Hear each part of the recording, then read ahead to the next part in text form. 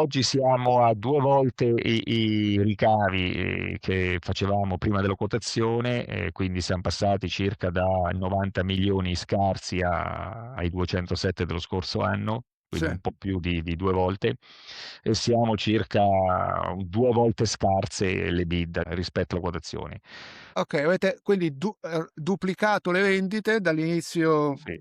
della quotazione e avete quasi duplicato Sì, l'EBITDA. Ok, purtroppo dicevo, questo non rappresenta, il 2025 non rappresenta il picco delle nostre performance, che è stato rappresentato invece nel 2023-2022, sono sulla, stati due anni più o meno sì. uguali, dove c'è stato un po' il boom del post-Covid per tantissime realtà dove abbiamo totalizzato il massimo dei nostri ricavi e anche le performance migliori in termini di redditività. Quindi, insomma, però al di là del picco del Covid e siamo oltre il doppio dei ricavi e non distante dal doppio di redditività rispetto a prima della borsa.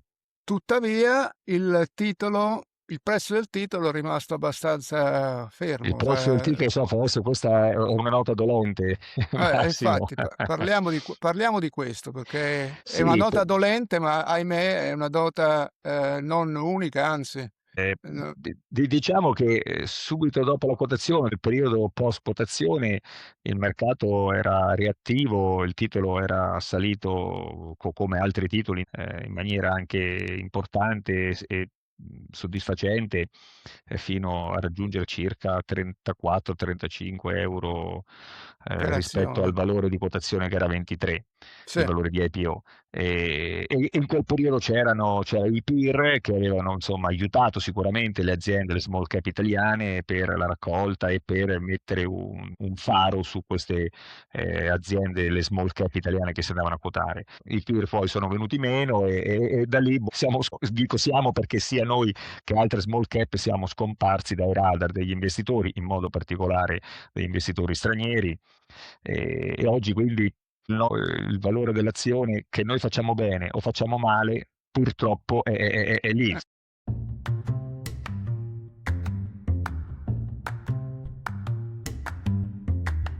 Luca Bora, buongiorno. Buongiorno, buongiorno, ben ritrovati. Buongiorno Luca, ci siamo visti nel 2017 in sede di IPO che è avvenuto a maggio del 2017 e poi siamo rimasti in continuo contatto. Esattamente, Ecco, esattamente. inizio, Passato un po' di tempo.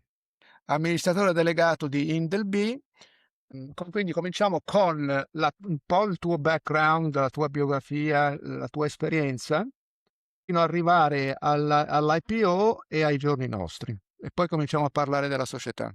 Bene, facciamo qualcosa di me, ma poi ci focalizziamo più sull'azienda, è più Esatto, importante. sì, sì. Comunque, i miei studi sono in ambito tecnico-scientifico, ho conseguito la laurea in fisica con il massimo dei voti e con lode presso l'Università di Bologna con una tesi sulla struttura della materia, in modo particolare sui semiconduttori, su un semiconduttore che era all'avanguardia all'epoca, che prometteva grandi potenzialità, l'arsenuro di Gallio.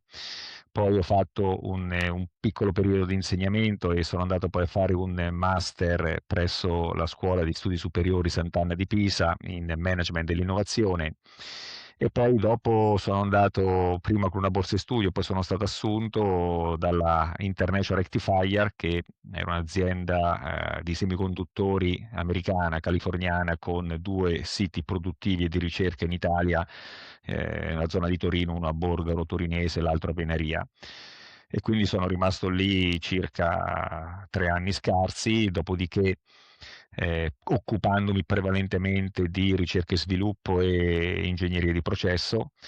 E poi sono andato mi avevano chiesto di andare in America, il cuore mi ha tenuto in Italia all'epoca e sono rimasto in Italia e sono andato a lavorare per una società di consulenza e nell'ambito delle varie attività di consulenza che ho fatto in quel periodo sono entrato in contatto con il mondo Indelbì, in modo particolare con l'imprenditore Berloni Antonio, che è il Berloni delle cucine Berloni, Sì. e da lì, dopo circa 3 anni di consulenza su vari progetti, anche su varie aziende del gruppo, ho avuto l'opportunità di entrare in Indelbee in quel momento come direttore generale. e quindi ormai sono circa 30 anni che sono in questo mondo con responsabilità crescenti e fino a diventare poi mantenere sempre il ruolo dentro la Indelby SPA di direttore generale, ma anche diventando amministratore delegato dal 2016, poi non solo di Indelby ma anche di altre aziende del gruppo.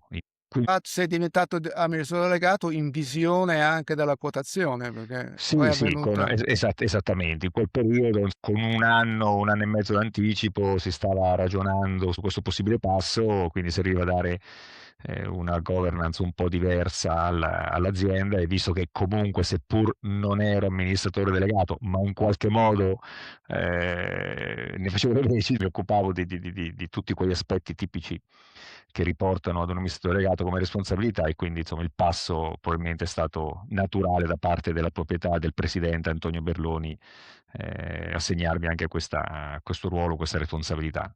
E Certo. quindi così lavoriamo insieme con Antonio Berloni ormai da tanti anni, da circa una trentina d'anni. Ho visto questa azienda crescere. Quando sono arrivato faceva 10 miliardi di lire, perché c'erano le lire, quindi 5 milioni di euro. I dipendenti erano una sessantina e oggi siamo sopra 200 milioni di euro come ricavi consolidati. Siamo intorno ai 900 dipendenti per ciò che riguardano le società controllate dalla Indelby, a cui poi si aggiungerebbero altri circa 400 della società in joint venture in Brasile. Quindi un po' di passi li abbiamo fatti, e Certo. sicuramente quel passaggio del 2017 con la quotazione in borsa ha contribuito in maniera importante, insieme insomma, ad altre cose anche, ma ad aumentare, ad accelerare il processo di crescita sicuramente. Adesso ci arriviamo. Intanto, cosa fa Indelby? Siamo degli specialisti del freddo, di refrigerazione mobile e aria condizionata, sempre per applicazioni mobili. Quindi il freddo è un mondo molto molto grande, va dai frigoriferi, quindi dalla refrigerazione domestica alla refrigerazione industriale, alla refrigerazione professionale. Noi siamo invece nel settore mobile, e quindi i nostri prodotti, a parte alcune eccezioni, sono dei prodotti che principalmente funzionano in movimento, quando l'utilizzatore si trova non in una situazione statica ma in movimento. E quindi facciamo piccoli frigoriferi per il settore automotive, cioè frigoriferi che vengono installati dentro le cabine dei camion e dei veicoli commerciali pesanti, frigoriferi per i veicoli recreazionali, quindi roulotte, camper, motorhome, frigoriferi per il settore marino, quindi per la nautica da diporto. Frigoriferi per il tempo libero, chiunque può comprare un frigo portatile da mettere nell'auto o in barca e via dicendo, e facciamo poi anche impianti di aria condizionata sempre per veicoli, per applicazioni speciali, quindi autobus, minibus, macchine agricole, macchine a movimento terra, mezzi militari e quant'altro. Ma questo qui è il nostro business principale, si divide tra refrigerazione e aria condizionata, e principalmente per veicoli che viaggiano su strada, su fuoristrada o in mare. E poi a questo si affiancano anche altre attività, tra cui il settore dell'hospitality, quindi alberghi e navi da crociera, dove produciamo e vendiamo minibar e casseforti. E poi c'è un'ultima parte di business che è stato sviluppato nell'ultimo periodo, che è caratterizzato da cantine per la conservazione del vino e da piccoli frigoriferi per la conservazione del latte, che vengono integrati all'interno delle macchine automatiche che fanno caffè, cappuccino. In Italia non è molto tipico vedere questo tipo di macchina, ma andando fuori, piuttosto che fare il cappuccino, caffè latte, latte macchiato in maniera manuale, c'è una macchina che in automatico seleziona la bevanda a base di caffè che vuoi e preleva quindi il latte fresco dal frigorifero, che deve essere quindi una parte presente ed integrante all'interno di queste macchine da caffè super automatiche. Quindi questo è quello che facciamo, e siamo la tipica azienda manifatturiera italiana, nel senso che progettiamo, sviluppiamo, validiamo, produciamo, e poi ci occupiamo anche della commercializzazione. Quindi siamo fortemente insomma integrati anche nel processo produttivo. All'interno della Indel abbiamo sia il reparto delle lamiere, abbiamo sia il reparto delle plastiche, e abbiamo il reparto di schiumature e poi l'assemblaggio. Poi dentro il gruppo abbiamo anche due aziende che fanno solo componentistica: una fa tubi per refrigerazione, piping per refrigerazione, ed un'altra fa stampaggio di plastiche con la tecnologia tecnologia dello stampaggio iniezione o diciamo del termoplastico, quindi non siamo un'azienda solo commerciale o solo produttiva, ma facciamo tutto, perché poi dentro il gruppo ci sono sia aziende prevalentemente produttive, ma ci sono anche tante realtà commerciali invece per poter insomma presidiare i vari mercati in cui operiamo. Fate anche pezzi di ricambio, immagino. Sì, sì, sì, facciamo anche pezzi di ricambio, diciamo che i ricambi e la componentistica pesa circa sui nostri ricavi per un 10-11%, quindi diciamo è una parte non secondaria sicuramente, sempre per il settore del condizionamento e della refrigerazione. Allora, benissimo. Perché la borsa? Perché una società come Indelbee sceglie di quotarsi? Ma all'epoca si cercava, noi innanzitutto abbiamo fatto la quotazione che è stata un terzo in vendita e due terzi in aumento di capitale, quindi il terzo in vendita ovviamente è rappresentato della finanza, del cash che la proprietà ha utilizzato per sistemare alcune faccende interne.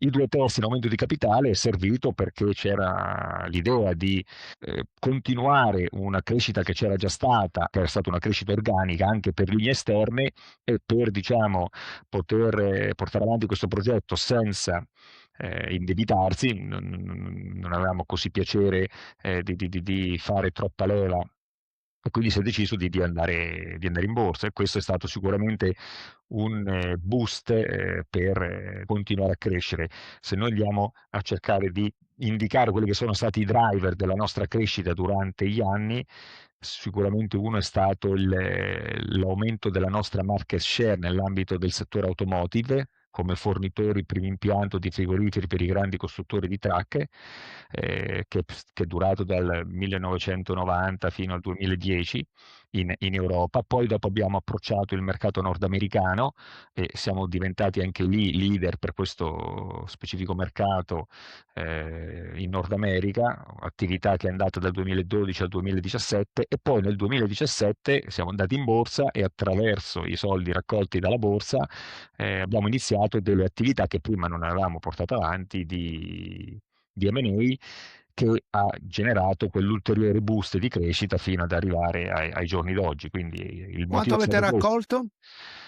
Abbiamo raccolto una trentina di milioni, 30 poi milioni che sì, sì, avete utilizzato per che abbiamo l'M&A? utilizzato in prima battuta per comprare l'autoclima, il 100% dell'autoclima, che oggi è un'azienda, si trova a Cambiano, alle porte di Torino, che è diciamo, l'azienda principale per ciò che riguarda l'aria condizionata e se dividiamo i ricavi tra refrigerazione e aria condizionata, oggi siamo 60-40, diciamo che il 60% è rappresentato da frigoriferi e il 40% dei ricavi è rappresentato più o meno dall'aria condizionata. Quindi insomma attraverso Autoclima poi abbiamo fatto ulteriori acquisizioni per poter far crescere la stessa Autoclima, abbiamo comprato la ditta SEA di Ravenna, oggi fusa dentro l'autoclima, ma il sito produttivo di Ravenna è rimasto, che fa aria condizionata per mezzi agricoli e macchine in movimento terra principalmente. L'autoclima era più concentrata su minibus e ambulanze e un po' di militare. Poi abbiamo comprato la Electric Climatizzazione che si trova a nord-ovest di Parigi, oggi in Delbi Francia, che si occupa principalmente di aria condizionata per il settore militare. E quindi insomma attraverso l'autoclima poi abbiamo anche creato insieme delle filiali, abbiamo una filiale commerciale in Spagna, una filiale commerciale in Germania, una filiale commerciale in Polonia e una in Russia e lo scorso anno abbiamo aperto anche una filiale commerciale in Turchia. Quindi diciamo tutto questo è avvenuto dopo la borsa e anche con gli utili poi generati da queste acquisizioni abbiamo continuato sempre ad investire attraverso, senza mai esagerare, per una crescita attraverso linee esterne e l'ultima cosa fatta è stata l'acquisto del 50% della joint venture che avevamo con Webasto, avvenuta a fine giugno dello scorso anno, quindi oggi quello che era prima il settore marine che condividevamo insieme a Webasto attraverso la Intel Webasto Marine Italia e la Intel Webasto Marine USA, oggi è tutto quanto nostro, abbiamo cambiato nome poi a questa società che oggi si chiama Intel Marine Italia e Intel B USA. all'inizio hai detto crescita da 5 milioni di fatturato a 200, ma Da 10, da 10 sì, sì, da 5 milioni a 200, esatto, 207 per la precisione. esatto. Ma la crescita dalla quotazione quanto è stata? Cioè La crescita quanto dalla erano? quotazione oggi siamo a due volte i ricavi che facevamo prima della quotazione, quindi siamo passati circa da 90 milioni scarsi ai 207 dello scorso anno, quindi Sì. un po' più di due volte, e siamo circa due volte scarse le bid rispetto alla quotazione. Ok, avete quindi duplicato le vendite dall'inizio Sì. della quotazione e avete quasi duplicato Sì, l'EBITDA. Ok, purtroppo dicevo, questo non rappresenta, il 2025 non rappresenta il picco delle nostre performance, che è stato rappresentato invece nel 2023-2022, sono sulla, stati 2 anni più o meno sì. uguali, dove c'è stato un po' il boom del post-Covid per tantissime realtà dove abbiamo totalizzato il massimo dei nostri ricavi e anche le performance migliori in termini di redditività. Quindi, insomma, però al di là del picco del Covid e siamo oltre il doppio dei ricavi e non distante dal doppio di redditività rispetto a prima della borsa. Tuttavia il prezzo del titolo è rimasto abbastanza Il fermo. prezzo del ticket, so, forse questa è una nota dolente, Massimo. Infatti, parliamo di questo perché è una Sì, nota dolente, ma ahimè è una nota non unica, anzi. No, diciamo che subito dopo la quotazione, il periodo post quotazione, il mercato era reattivo, il titolo era salito come altri titoli in maniera anche importante e soddisfacente fino a raggiungere circa 34-35 euro per rispetto al azione. valore di quotazione che era 23, Sì, il valore di IPO. E in quel periodo c'era i peer che avevano insomma aiutato sicuramente le aziende, le small cap italiane per la raccolta e per mettere un faro su queste aziende, le small cap italiane che si andavano a quotare. I peer poi sono venuti meno e da lì dico siamo perché sia noi che altre small cap siamo scomparsi dai radar degli investitori, in modo particolare degli investitori stranieri. E oggi quindi il valore dell'azione che noi facciamo bene o facciamo male, purtroppo è lì, ci è sono poco pochi scambi, reattivo. è Tu poco dici, reattivo, sì, sì, nel bene e tu, nel male. tu, tu dici gli investitori stranieri. In realtà quello che ci vorrebbe per titoli e società come piccole come Indelbee sarebbero gli investitori domestici. Cosa che hai detto Sicuramente. tu, c'erano quando i peer sono partiti. Dopodiché sappiamo tutti la storia dei peer che tra l'altro esistono ancora, non è che sono scomparsi, però dal 2017-2018 in poi non hanno raccolto niente, no? No, Anzi, ci sono no. stati dal 2022 in poi, cioè dopo il quinto anno dal lancio, tutta una serie di riscatti dei fondi PIR che hanno avuto un effetto molto negativo sulle aziende più piccole, anzi, tanto più piccola era la società, tanto più negativo è stato l'impatto di queste vendite forzate per ragioni proprio di liquidità, no? Sì, noi tu pensa che rischiamo di avere un patrimonio netto che è più alto non rischiamo, che è più alto della capitalizzazione di borsa, cioè, insomma, Quant'è la sì. capitalizzazione di borsa adesso? Ma adesso io non la seguo tutti i giorni, ma Sì. siamo poco sopra i 100 milioni, I insomma. 100 milioni, esatto. E Quindi la famiglia ha circa 2/3, no?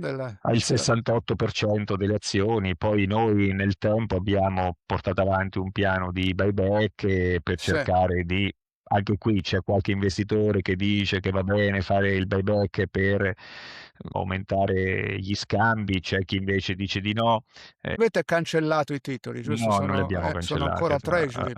In realtà c'era anche l'idea di provare a utilizzare i titoli come, diciamo, moneta di scambio, diciamo, per possibili acquisizioni. E ancora c'è questa idea, però certo, quando il titolo vale poco, Non puoi fare non è molto l'aumento del conveniente. capitale. Esatto, sì, sì. Però c'era Eh, questa idea, insomma, e quindi però la speranza è l'ultima a morire, quindi rimaniamo con questa idea di poter anche utilizzare parte delle azioni per magari delle operazioni di questo tipo. problema in della prospettiva. liquidità è un circolo vizioso che si potrebbe tradurre in un circolo virtuoso, cioè gli investitori istituzionali che sono clamorosamente assenti in Italia nel mondo delle small cap, dicono non possiamo investire in queste società perché sono troppo illiquide. È vero. Però è vero anche il contrario, sono illiquide perché gli investitori non investono, no?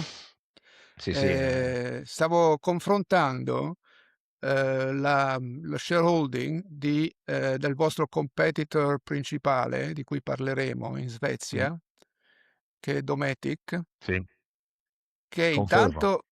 intanto, è molto più grande di voi, ma ha anche una lista di shareholders che comprende i principali fondi di investimento che investono in Svezia.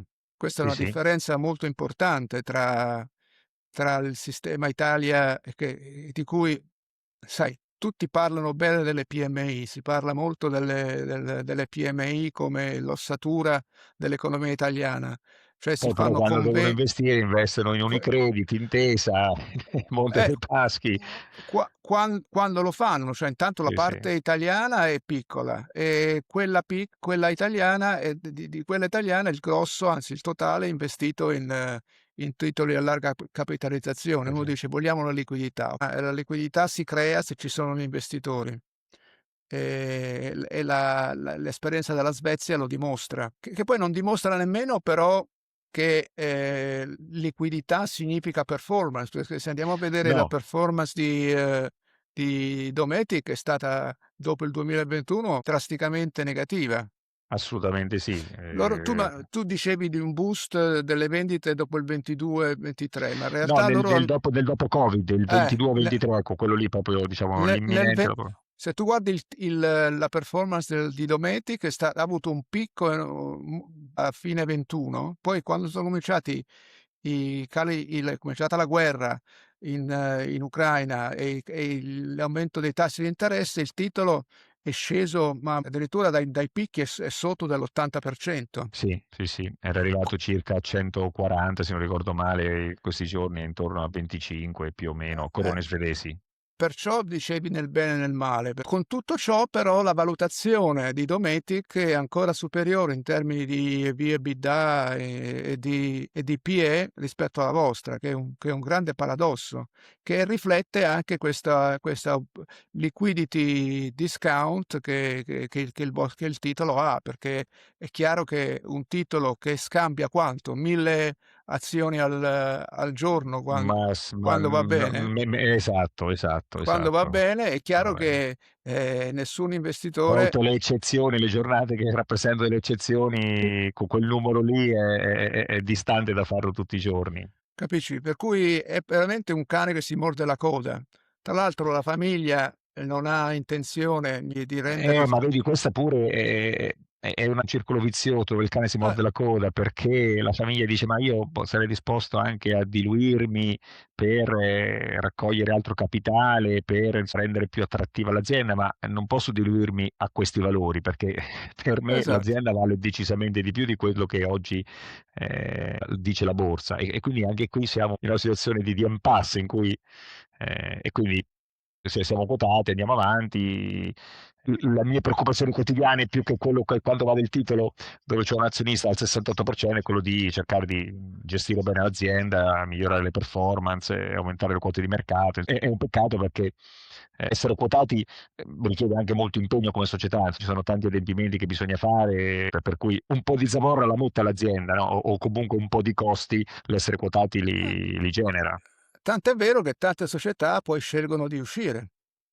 Sì, sì, sì, perché poi se non trovano soddisfazione dalla valorizzazione del titolo e dicono: Ma sì, forse potrei raccogliere ulteriore capitale dalla borsa diluendomi, ma a queste condizioni non lo faccio, esco invece che rimanere dentro. E questo sicuramente è un peccato. Io, ripeto, per noi è stato all'inizio sicuramente un aiuto perché abbiamo raccolto dei capitali, li abbiamo investiti, questo ci ha aiutato ad entrare in nuovi mercati dove non saremmo magari entrati perché non volevamo indebitarci più di tanto. Anche il confronto con gli investitori investitori. L'inizio è stato importante, un confronto anche critico, insomma, da un punto di vista diverso, quindi fare delle riflessioni in più su quello che dovevano essere le nostre strategie, quindi è stato sicuramente un aiuto. Purtroppo poi dopo siamo arrivati in una situazione in cui il titolo non scambia più, in cui siamo fuori dall'attenzione degli investitori, sia italiani che esteri, perché poi alla fine il flottante vero purtroppo è poco, perché se andiamo a vedere le azioni detenute a parte il 68% detenuto dalla famiglia Berloni, poi c'è un investitore che supera il 5%, e poi dopo ci sono dei fondi che hanno investito in IPO e sono sempre lì, uno con il 2, uno con il 3, e anche E poi questi, c'è anche il 10% di azioni vostre. cioè, alla fine il vero, vero flottante È è poco, ancora perché anche peggio, è ancora peggio. un fondo di investimento che ha il 2,5-3% è investito lì e rimane lì. Anche lì, per certi versi, ha difficoltà se Certo. anche volesse diciamo, ad uscire o ad aumentare la sua partecipazione. Quindi Certo, non sì, c'è quello che si chiama price discovery. Quando esatto, un titolo è esatto. liquido c'è gente che lo compra, c'è gente che lo vende se il prezzo trova un suo equilibrio, mentre con titoli che non scambiano l'equilibrio non c'è. Parliamo del futuro. Quali sono i drivers della Ma crescita e cosa succederà tra Ma 3 anni? guarda, ecco, in un arco temporale di 3-4 anni, per certi versi la visibilità per noi è abbastanza chiara, grazie al fatto che siamo in un mercato, quello principale per noi, che rappresenta il 60% dei ricavi, quello diciamo che è legato al mondo automotive, dove le previsioni di crescita, anche poco prima ero ad un webinar dove si parlava dei trend futuri, delle produzioni, delle vendite dei veicoli commerciali pesanti nelle aree del mondo dove noi operiamo, quindi Europa, Nord e Sud America, e si prevede, siccome l'automotive è un mercato ciclico e quindi in parte anche adesso stiamo scontando rispetto al picco del 2022-2023 il fatto che siamo in una fase del ciclo che alla fine del 2025 eravamo in una fase del ciclo nel picco negativo. Mentre invece in questi 3-4 anni che abbiamo davanti, fino ad arrivare al 2029, tutte le previsioni, sia dei nostri stessi clienti, sia di previsioni fatte da terze parti, prevedono una crescita continua del veicolo commerciale pesante, più marcata in Nord America, ma sostenuta anche in Europa. Con profittabilità anche in aumento, no? Sì, perché poi ovviamente come tutte le aziende noi non abbiamo una struttura di costi snella, però come tutte le aziende hanno una parte di costi fissi e Certo, le quindi materie prime. con il recupero dei volumi e dei ricavi si riesce ad abbattere, o perlomeno non ad abbattere, a distribuire i costi fissi su un volume di ricavi maggiore e quindi ne beneficia sicuramente la redditività. Poi hai detto una parola, materie prime, sì, in questo momento abbiamo il tema delle materie prime, non solo purtroppo da un po' di anni, no ogni anno, ma ogni trimestre più o meno c'è un tema da dover gestire, i dazi della prima amministrazione Trump, i dazi della seconda amministrazione Trump, c'era stato il Covid, i dazi che vengono annullati e poi rimessi, la logistica che in situazioni diverse impazzisce, lo shortage dell'elettronica. E in questo momento c'è il tema legato alla guerra che è stata fatta in Iran, la chiusura dello stretto d'Ormuz e delle materie prime che un po' perché purtroppo c'era scarsità di petrolio e quindi tutti i derivati del petrolio sono saliti, un po' per speculazione, perché come sempre poi c'è chi specula dietro, c'è un tema che tutte le materie prime sono in forte rialzo. Ascolta, si parlava sempre di Dometic, che è molto più grande di voi, no? In termini di fatturato c'è Sì, quasi 10 volte. è circa 10 volte, sì, 10 noi volte. siamo circa 200, loro sono circa 2 billion, sì, A circa. cosa è dovuta storicamente questa differenza? Allora, diciamo che Dometic nasce da uno spin-off di Electrolux, Sì, quindi se andiamo indietro, quindi nasce grande. nasce grande, bravo, nasce grande.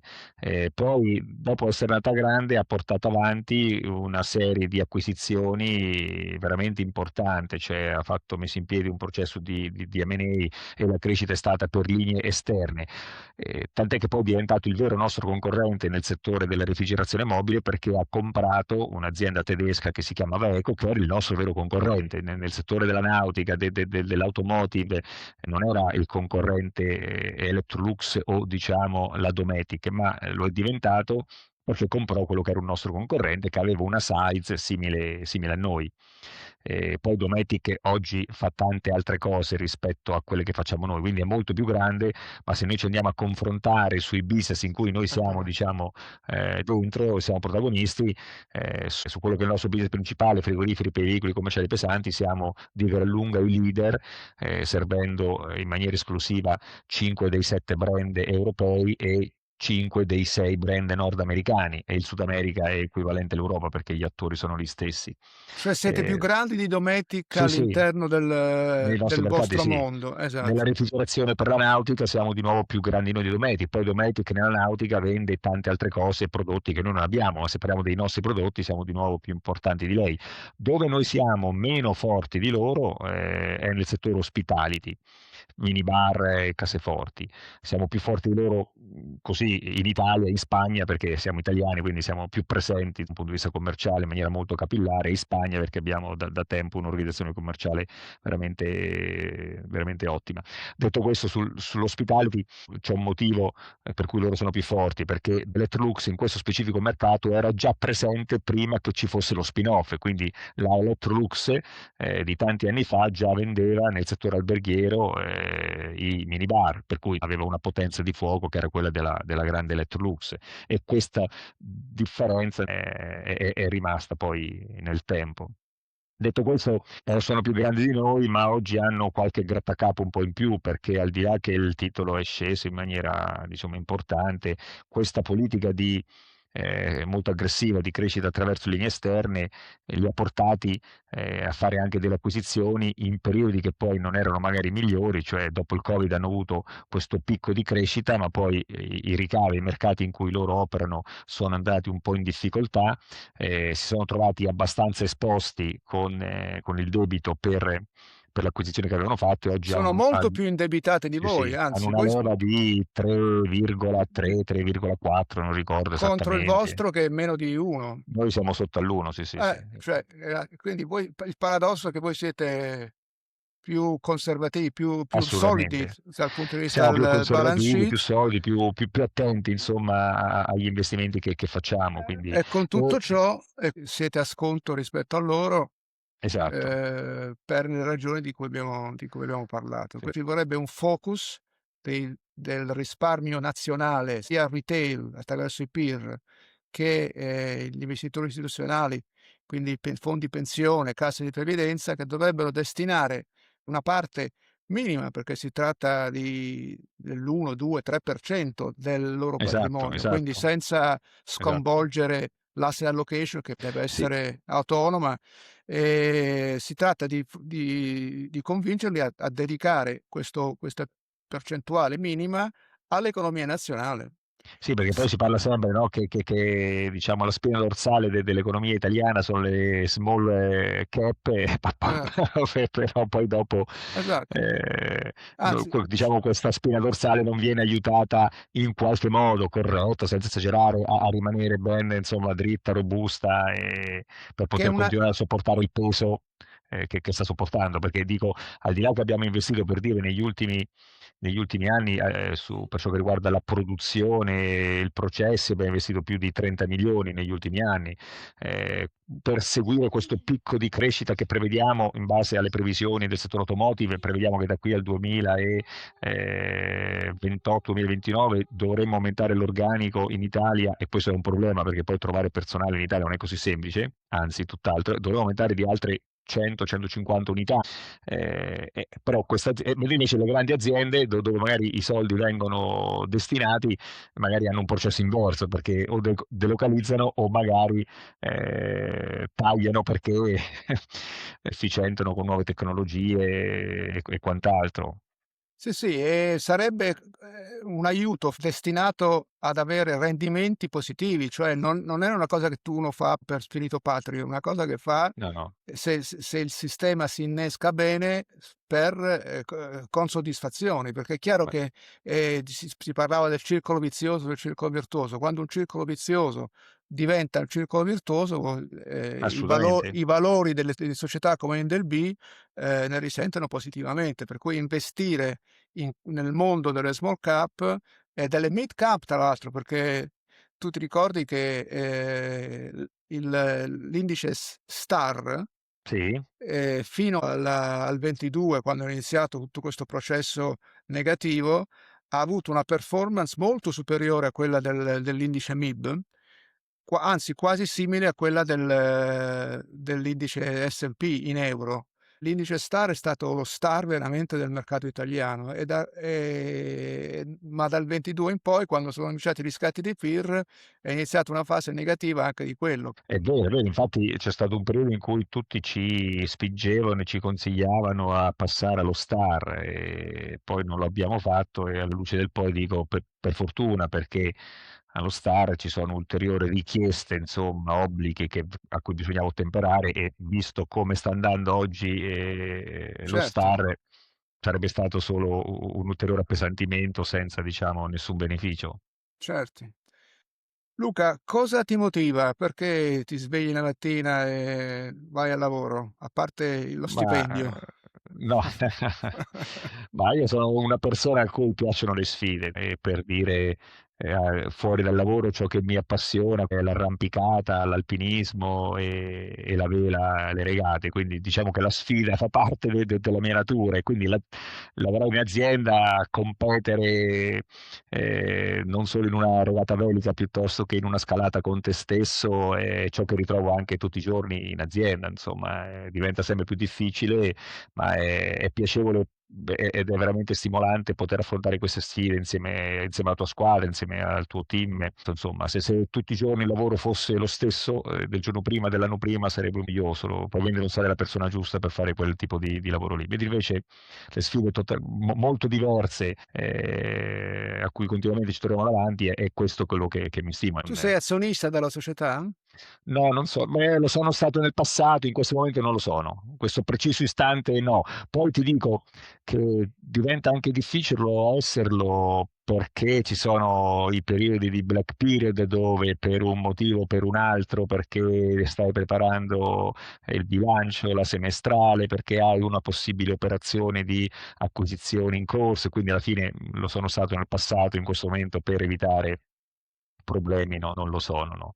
Lo è stato persone della mia famiglia, lo sono state nel passato, familiari che avevano piacere di investire in un'azienda dove insomma una persona che conoscevano più o meno legata a loro lavorava. Quindi No, no, certo, ma mi riferivo a pagamenti in azioni. Ma no, comunque, no, no, no, se- abbiamo una regola long term incentive plan che è legata ovviamente alle performance aziendali, anche in parte alla valorizzazione del titolo, quindi il total certo, shareholder return, ma poi diciamo quello che viene fuori è erogato in cash, non in azioni, stock option bene. o quant'altro.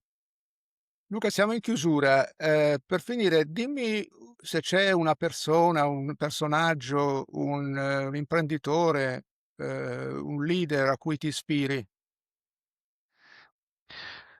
Sì, la persona, l'imprenditore diciamo, che mi ispira o che ammiro, non ho diciamo, difficoltà e anzi ho piacere a dire che è sicuramente assolutamente il nostro presidente Antonio Berloni, persona che è incredibile, compirà a settembre 90 anni, ma ha ancora la voglia di fare, l'energia, la curiosità di quando probabilmente aveva 18 anni, insomma, e quindi stare a fianco a lui in questi 30 anni per me è stato un piacere, è stato anche una scuola di vita e tuttora, insomma, lo è. Quindi vedere, quando mi dicevi, ma cos'è che ti stimola? E anche questo, che quando tutte le mattine vedo Berloni che a 90 anni continua a venire in azienda a incuriosirsi di ciò che facciamo, dei processi produttivi ed è veramente un esempio E per me immagino e per che, tutti quanti.